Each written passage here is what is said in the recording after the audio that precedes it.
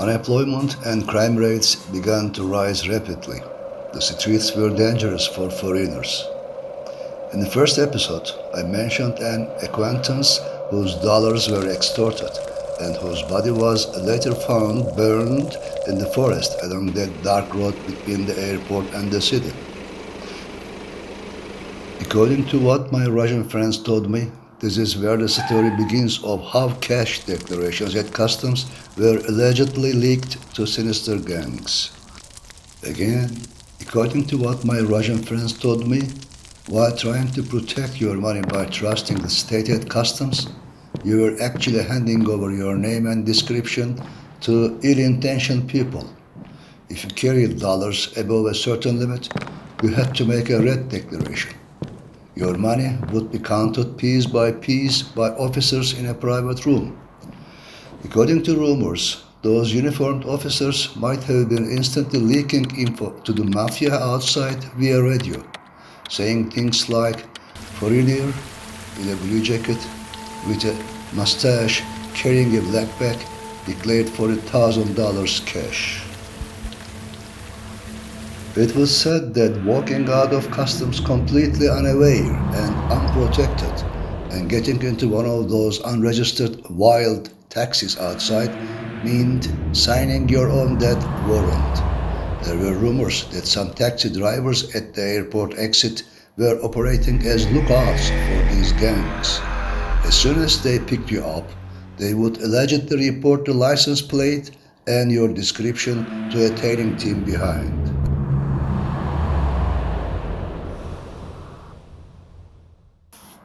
Along that long, dark road lined with dense birch trees between the airport and the city of Moscow, the car would suddenly be stopped in a deserted spot under the pretext of a mechanical breakdown. According to reports, these gangs didn't just take the money and flee. They would eliminate the victim in forested areas to leave no eyewitnesses, abandoning them among the trees before vanishing. That was exactly what happened to that acquaintance whose body was burned in the forest. Out of fear, the businessman we knew had handed the cash over to his trusted Russian employee, and that loyal man lost his life saying, "I will deliver it to the city." In the following days, rumors began to circulate that other investors arriving unaware of this hazard had vanished in the exact same manner. To neutralize this danger, our trusted Russian colleagues would meet us at the airport. We would leave the airport with at least 4 to 5 carloads of armed men. After 1993, major Western companies never sent anyone to the airport unprotected. The moment the passenger exited customs, they were received by these armed guards right in front of the gangs and put directly into a secure armored car. Seeing an armed and organized Russian force, the gangs would end their conflict and would back down. Survival in Moscow back then required immense caution and composure. It was a wolf's lair era, where there was no security of life even at the state's official gates. Foreign firms shifted to high-walled, armed-guarded, gate community lodging living to protect their staff. Living construction areas was strictly banned. At the end of the year, on December 25, 1991, the USSR officially dissolved with Mikhail Gorbachev's resignation. The Soviet flag was lowered from the Kremlin and replaced by Russia's tricolor. The country had been shaken in August by a conservative communist coup attempt to overthrow Gorbachev. Boris Yeltsin neutralized this coup, shifting political authority entirely. The transition from a centrally planned economy to a free market was deeply painful. Basic foodstuffs were rationed. Shelves became completely empty. There was a massive inflation and a severe drop in purchasing power. It was an era of both freedom and massive uncertainty for the public. I began analyzing our new operations, but I soon noticed a unique systemic habit. Industrial discipline was entirely different from the West. During the transition, the workers communist-era mindset remained unchanged. The rule was simple. If there are no raw materials, go home and drink your vodka. When they arrive, return to the factory. The popular saying was, they pretend to pay us and we pretend to work.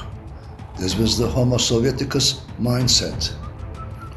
In this episode, you will watch the interesting tactic I applied to the workers when I saw they were not arriving at work on time and were leaving early for an outsourced project of ours.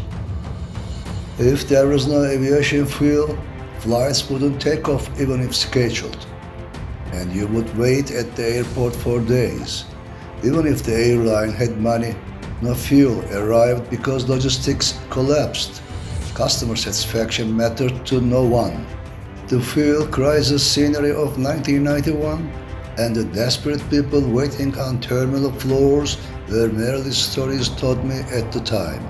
I had no idea that just 2 years later, I would walk right into the heart of the exact same nightmare with my own feet. The year was 1993. When your ticket was a connecting flight, there was no escaping that trap. I had disembarked at that Sinister airport, but there was not a single drop of fuel for my connecting flight. I was stranded in the middle of a waiting hall where being a foreigner offered no advantage, and the protective Non-Intourist state umbrella was completely gone. I was unprotected, helpless, and completely alone.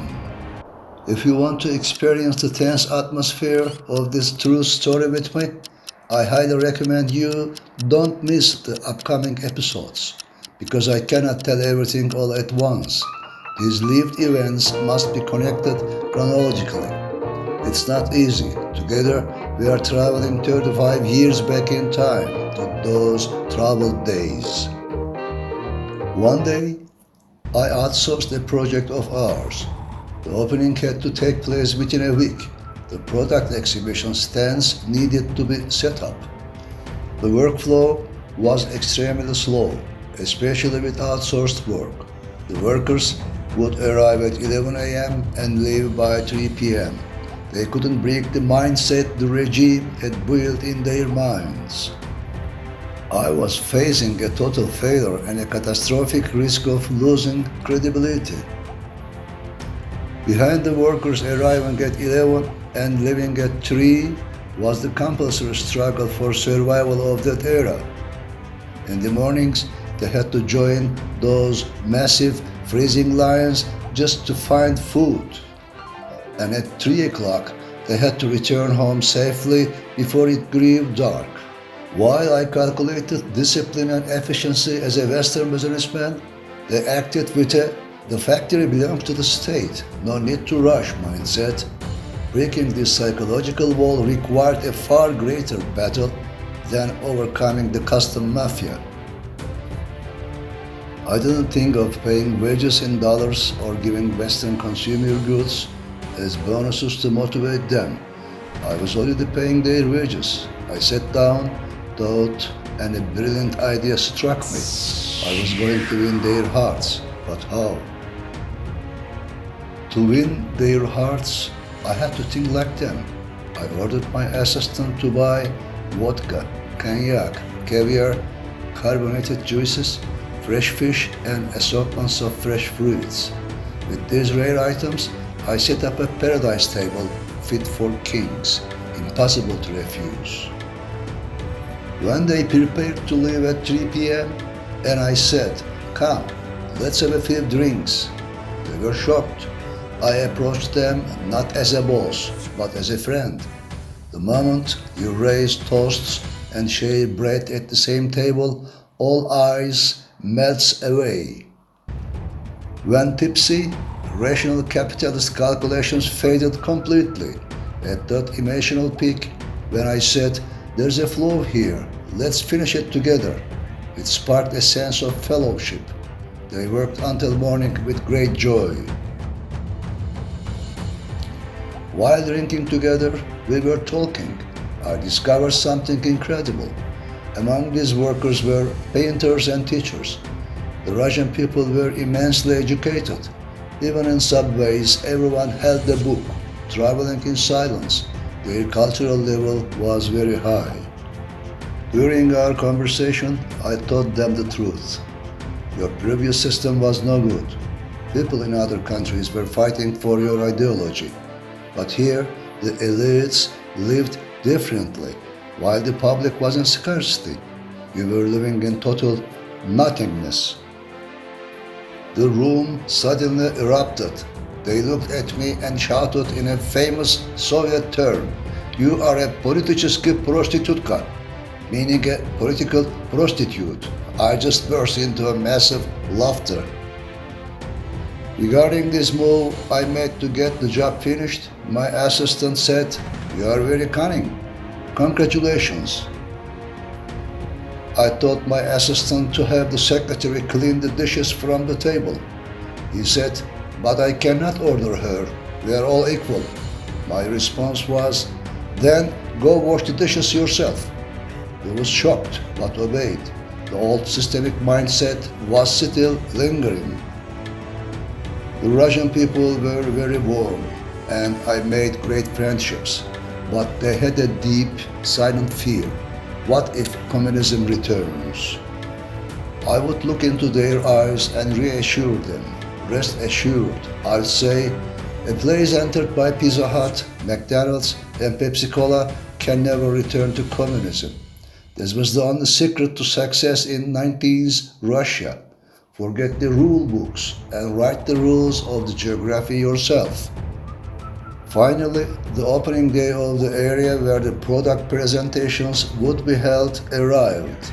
Senior bureaucrats, deputies, ministers, and the businessmen from Moscow were invited. A massive variety of food, canapes, desserts, and drinks had to be served. An Intourist hotel kitchen prepared these arrangements. I tasted one of the items. Luckily I did, because 10 minutes later I saw that all the food on the tables had vanished. I asked my assistant why all the plates were consumed so fast. His answer was clear. They have never seen this food before.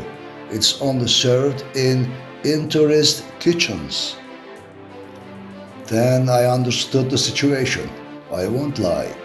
If I were an invited guest there like a Russian citizen, I would have continued to consume them at the same speed. When else could I eat such interesting and unseen food again? Whenever I needed rubles, I would cross directly from Red Square to the second floor of a very old building on Kuznetsky Most Street. Changing money at the bank meant a 40 to 50-fold loss. At that time, $1 was 0.56 rubles, rising up to 3 rubles max. They always helped me. There were two brothers there, Russian citizens but of a different ethnicity, operating almost like a currency exchange office. The sight that surprised me on the first day was this. The office door was always open, and there were iron balls on the desk. Since I exchanged money frequently, we became friends in the following days, and I asked, "You mentioned there's a machete in the hidden section of the desk, but what on earth are these iron balls doing here?" They used that hidden machete if someone tried to rob them right there. If an attack came through the open door, they would hurl those palm-sized iron balls at the threat. Carrying firearms was illegal. Police would seize them, but these balls were legal paperweights. In the following years, whenever I felt cornered or feared a raid on my home, these two brothers would send me their armed guards. They would block both ends of my street, keeping watch until morning, forming a steel ring of protection around me. And on some days when the weather was freezing cold, I would host those armed guards inside my home. I can never forget their kindness. These two brothers protected their earnings under the shadow of that machete. Even if we exchanged, $50, you received a mountain of banknotes. If they were 1 ruble notes, you were in trouble. You had to carry them in huge bags. There were no counting machines. Stacking them took hours. Instead of stepping onto that dark street alone, I went with my Russian friends and split the money into ordinary shopping bags. While gangs expected a lone foreigner with a massive sack, seeing a group of 3 or 4 carrying simple bags scattered to target, I neutralized the risks with this military tactic. I was exploring Moscow with my friends, scouting the city. Where was everything? How were the important historical landmarks? I was in Red Square. The air was so freezing at night that it didn't take long to feel the piercing cold of the stones paved across the square. I felt my body shivering, but I ignored it.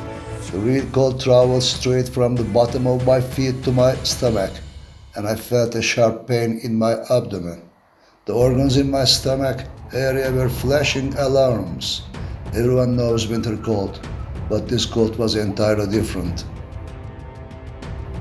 Even though the soles of my shoes were rubber-coated, within 3 or 4 minutes, the agony of the cold reached my abdomen as if wired directly. I realized I should have visited Red Square by day, not at night. After all, the daytime temperature was a different story. Located in Red Square, the actual name of that massive structure known worldwide for its colorful, onion-shaped domes is St. Basil's Cathedral. While it resembles a colorful piece of candy or a fairy tale castle from the outside, a monumental story lies behind it, stretching into one of the darkest pages of Russian history. Ivan the Terrible was mesmerized by the fairy tale grandeur that emerged when the cathedral was finished.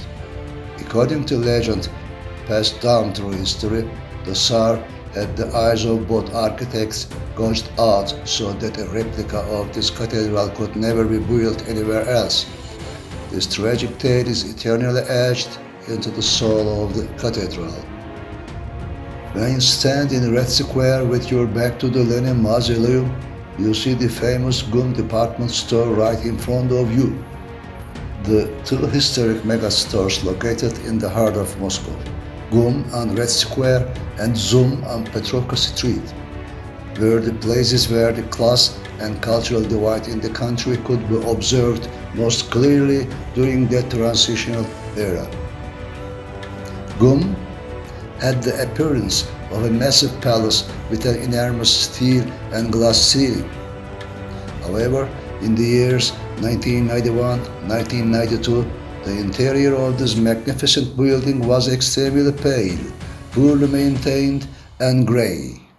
The public restrooms located in this building caught my attention immensely. I have been to many countries around the world, but it was the first time I had ever seen such restrooms. What was the secret behind these restrooms? You will watch this in the next episode.